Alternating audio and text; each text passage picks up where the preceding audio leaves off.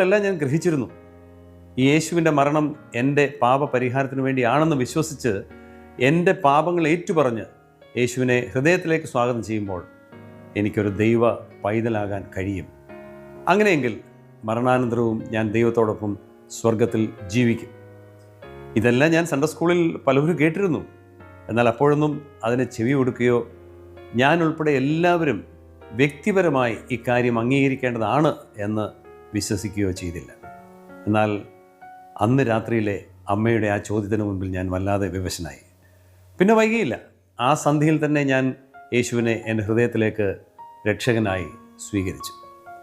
അതെൻ്റെ ജീവിതത്തിലെ പുലർച്ചയായിരുന്നു എന്ന് വേണമെങ്കിൽ പറയാം.